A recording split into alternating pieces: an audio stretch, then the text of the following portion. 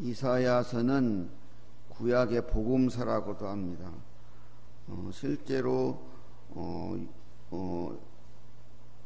이 신약을 접하지 못했던 유대교의 사람들도 이사야서를 읽다가 예수님이 오시고 난 뒤에 십자가 사건 이후에 그 유대교의 사람들도 이사야서를 읽다가 예수님을 발견하고 이렇게 예수님께 돌아오는 경우들이 많이 있었다고 합니다. 그래서 유대교인에서 이사야서를 읽지 못하게 할 정도로 그 이사야서는 그리고 신약에 많이 인용이 되잖아요.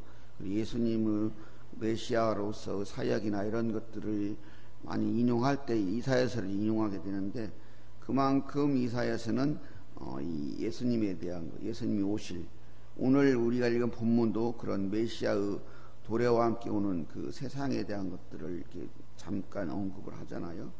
그렇게처럼 이 제2의 복음서라고까지 하는 것이 이사야서입니다. 그런 이사야서의 오늘 2장은 유다와 예루살렘의 현재의 수치스러운 모습을 미래의 영광, 메시아의 도래와 함께 있을 그 영광스러운 모습과 대조시키면서 현재의 예루살렘과 유다와 예루살렘의 수치스러운 그런 상태를 아주 강하게 드러내고 있습니다. 그러므로 이러한 상태에 놓여 있는 유다와 예루살렘은 필연적으로 하나님의 심판을 피할 수 없는 그러한 상태에 놓여 있음을, 그들의 그러한 현실을 자각하기를, 그러므로 하나님께 돌아오기를 얘기하고 있는 것입니다. 이러한 본문은 메시아 시대의 영광된 미래의 예언에 대한 예언을 담고 있는 2절, 4절, 그리고 여호와 말씀에 대한 초대 5절, 그리고 여호다의 죄악된 현재에 대한 고발 6절에서 21절, 이런 식으로 이렇게, 그리고 인생을 의지하며 말 것에 대한 권면 22절, 이렇게 나누어 볼 수 있습니다. 이러한 본문을 통해서 우리는 하나님의 영광에 참여하려는 성도가 견지해야 할 바른 신앙의 태도를 엿볼 수 있습니다. 성도는 어떠한 신앙의 태도를 견지해야 하는 것일까요? 첫째는 하나님의 말씀이 함께하는 삶을 살아야 합니다. 본문 2절과 4절은 장차 도래할 메시아의 시대의 유다와 예루살렘의 모습을 보여주고 있습니다. 그런데 그 핵심에는 하나님의 말씀이 자리하고 있습니다. 3절에서 그의 길은 복음을 말합니다. 이 신약 시대의 복음, 그러기도 하지만 이건 또 하나님 말씀이기도 합니다. 율법도 또한 하나님 말씀이고, 그 이어지는 여호와의 말씀도 하나님 말씀이잖아요.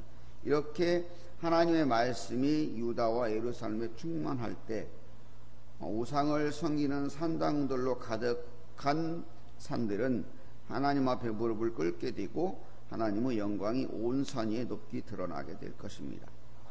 이를 보고 세계 만방의 백성이 모여들게 될 것입니다. 하나님께서는 그리고 공의로 심판하시고 하나님의 평화, 참된 샬롬이 이루어지게 될 것입니다. 오늘 우리가 살고 있는 현 시대의 문제는 어디에 있습니까? 가장 큰 문제는 말씀의 부재라고 할 수 있습니다. 지나칠 정도로 풍요를 누리고 안락을 누리지만 삶은 더욱 공허하여지고 끝없는 욕심과 목마름에 허둥대며 헐떡이며 살아가고 있습니다. 인간들은 인간의 그 편리를 위해서, 더 나은 삶을 위해서 많은 노력을 기울였습니다. 정말 뛰어난 과학이 발달하고 인간의 수명을 연장할 수 있는 의료 기술이 엄청 발달했지만, 그렇지만 그 이면에 우리들은 감당할 수 없는, 우리가 코로나를 통해서 보는 것처럼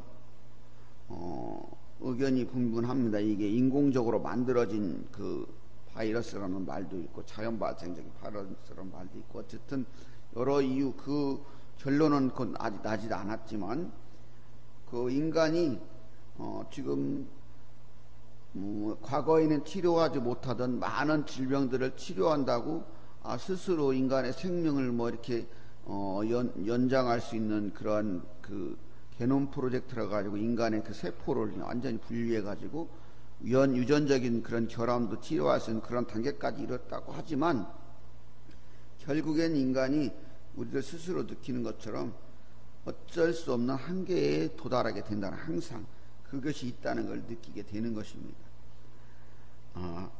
그리고 인간들이 이 스스로 쌓은 부나 명성 이런 것들의 끝에는 허무에 찾아가, 하나님의 말씀이 없는 그러한 것들은 허무함에 도달하게 됩니다. 그래서 결국에는 스스로를 끝내는 그러한 결과들에 많이 도달하게 됩니다. 그래서 올바른 길도 말씀이고 사는 길도 말씀이라는 거예요. 그리고 오늘 메시아의 도래가로 이루어지는 그 하나님의 영광의 나라도 하나님의 말씀이 중심에 있다. 그러므로 우리는 하나님의 말씀이 함께하는 삶을 사는 것이 성도의 첫째적으로 바른 길이라는 거예요. 그럼 우리는 하나님의 말씀이 함께하는 삶을 살아야 됩니다. 그리고 둘째는 5절에서 야곱 족속아 오라 우리가 여호와 위탱하자. 이 말은 호세아 6장 1절의 말씀처럼 우리가 여호와께 돌아가자, 그런 말의 의미, 즉 불순종하는 우리의 그 삶에서 돌이켜서 하나님의 말씀의 삶에 순종하는 삶으로 돌이키자라는 권고예요. 그렇게 해야 된다는 거예요. 말씀이 함께하면 그 말씀에 또 순종을 해야 된다. 그런데 그 이어지는 6절 9절은 그렇게 하지 못한 인간의 상태들, 예루살렘의 상태를 말하는 거예요. 그들은 외적으로 모든 풍요를 누리고 있어요. 은금이 가득하고 마필, 병거가 가득하고, 그러니까 삶도 풍요를 뿐더러 그들을 지켜주려고 하는 외적인 이런 방비들도 잘 되어 있는 상태라는 거예요. 자, 그런데 보세요. 우리들이 잘 살게 되고 넉넉해지고 세상에 살아가는 삶에 부족함이 없는, 근심 없는 상태들이면 사람들은 오늘 읽은 본문의 모습처럼 스스로 우상에 빠지게 돼요. 여기서 우상이라고 말한 것은 우리가 보는 이런 세우는 이런 형상을 세우는 그런 우상들일 수도 있지만, 마약을 한다거나 다른 이런 뭔가 이 하나님의 말씀이 아닌 다른 것들로 그걸 채우려고 하는, 그러다 보면 스스로 하나님과 멀어지는 상태가 되는 거예요. 자기들이 모든 것을 이루었다고 하는 정점에 도달했을 때 오히려 더 그렇게 된다거나, 그리고 그 우상에 스스로 고개를 숙이게 된다. 그런 상태가 된다는 거예요. 그래서 말씀을 불순종하는 결과는 스스로를 파멸로 몰고 가는 결과도 도달하겠지만 그거 스스로가 어리석은 행위라는 거예요. 우리가 이 창세기에 보면은 창세기 1장 1절에 태초 하나님 천지를 창조하고 하나님이 하나님의 형상을 닮은 인간을 만들었어요. 그리고 하나님께서 말씀하신 것은 다 하고 다 가져라. 그 대신 한 가지만, 너희들과 나와의 근본적인 구별점, 너희들과 나는, 너는 피조물이고 나는 하나님이라는 것을 근본적으로 딱 보여주는 그거 하나, 선악과만 따먹지 마라 그랬는데, 스스로 그 선악과를 따먹고 하나님과 같아지려고, 즉 하나님과 같아지려고 한다는 그 의미는 하나님의 말씀을 떠나고 내 스스로 살아보겠다는 의지, 그게 인간의 지금 계속된 노력이잖아요. 우주도 가고 뭣도 오는 것은 하나님을 떠나서 우리 스스로 뭘 해보겠다는 거예요. 우리 인간이 그럴 능력이 있다는 걸 보여주겠다는, 계속 태초부터 그랬던 거예요. 아담 때부터. 그런데 그 결과가 어떻게 됐냐? 온 인류의 죄악으로 그냥 영원한 고통 속에서 우리가 고통하게 됐다. 예수님이 오셔서 스스로, 예수님이 그 하나님의 아들인 예수님이 피 흘려 죽어서 우리의 죄를 해결할 방법을 해주시기 전까지는 영원한 죄의 문제를 해결할 방법이 없는, 일시적으로 동물들이 죽으면서 일시적으로 하는 거, 계속 예수님 올 때까지 그랬던 거잖아요. 그 길에는 없다는, 그러한 상태에 빠져버리게 됐다는 거예요. 그런 것처럼 하나님의 말씀에 순종하지 않는 것은 인간 스스로 파멸의 길이고 그 순종하는 길만이 사는 길이다. 말씀이 함께 되고 그 말씀에 순종해야 된다. 그래서 이사야서의 결론이 뭐냐면 하나님만을 의지해야 된다.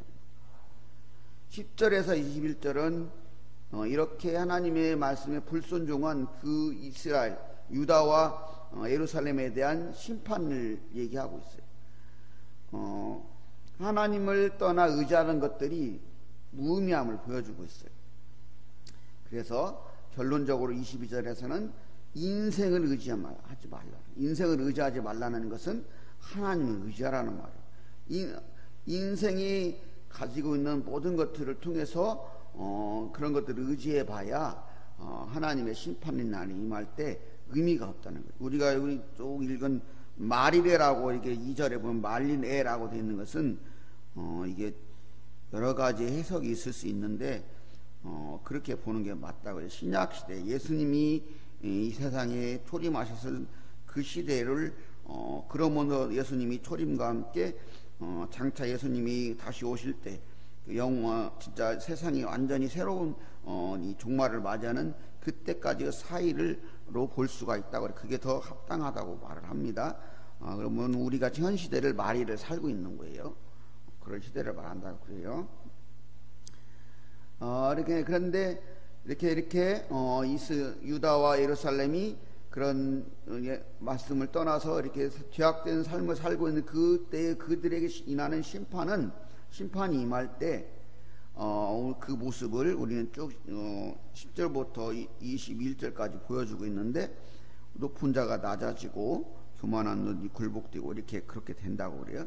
그리고 그 하나님의 심판이 임할 때 10절과 19절 그리고 21절에 말하는데 이 아멸 그 다음에 험악한 바위 틈 이게 뭐냐면 이게 전쟁이나 뭐가 일어났을 때 이스라엘 사람들이 피하는 걸 말하는 거예요. 피하는 장소. 그런 대로 피해봐라. 그래도 하나님의 영광을 더 피할 수 있는가? 그럴 수 없다는 걸 말해요. 그러니까 그런 하나님의 심판이 임할 때 피할 길이 없다는 것을 10절 그 다음에 18절 21절에서 이렇게 표현을 하거든요. 영광을 피해봐라. 그러나 피할 수 없다. 이렇게 말을 하는 거예요. 그리고 또 그렇게 하나님의 영광이 임하고 심판이 임하게 되면 결국에는 17절과 우리가 19절에 보는 것처럼 하나님의 이름이 높아지고 이렇게 하나님의 이름이 높아지는 하나님의 영광이 드러난 그러한 결과에 이르게 된다는 거예요. 그렇게 될 때 인간들이 우리 스스로 자기들이 쌓았던 풍족한 재물도 그 강력한 군사력도 기술과 문명과 업적 이런 것들도 다 의미가 없다는 거예요. 그리고 인간 스스로 자기들이 만들었던 우상, 자기들이 이런 했던 것들이 이런 거 다 허탄한 것이다. 그래서 그들 스스로 고개를 숙이고 그 굴복했던 그 우상들을 자기 손으로 만들었던 그 우상들을 자기들이 혐오하는 그런 두더지와 박쥐에게 던지게 된다는 거예요. 인간 스스로도 깨닫게 되었어요. 그래서 결론적으로 우리는 하나님만을 의지해야 된다. 그리고 또 우리는 더더욱 하나님의 생기가 아니면 살 수 없는 하나님의 생기를 우리 코에 넣기 때문에 사는 존재이기 때문에 더욱 하나님을 의지해야 되는 그런 존재라는 거예요.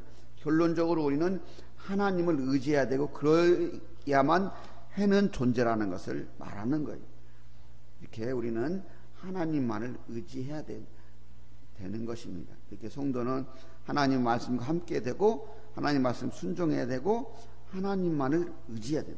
다른 것들은 세상의 다른 것들은 우리의 그 보호도 될 수 없을 뿐더러 우리의 어떤 그 구원의 어떤 그런 것을 제공해 줄 수 있는 것들이 아무것도 없다는 거예요. 오직 하나님만. 이사야서의 결론도 오직 하나님만.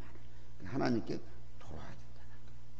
그게 하나님께 돌아온 것이 하나님의 말씀과 함께하는 거, 하나님의 말씀에 순종하는 거예요. 그렇게 해서 하나님만을 의지해야 된다는 거예요. 그렇게 우리가 하나님의 영광에 참여하기 위한 성도는 그럴 때 하나님의 영광에 함께하는 사람으로 살 수 있다는 것입니다. 이렇게 하나님의 영광에 참여하는 성도의 바른 삶의 태도를 우리는 보았어요.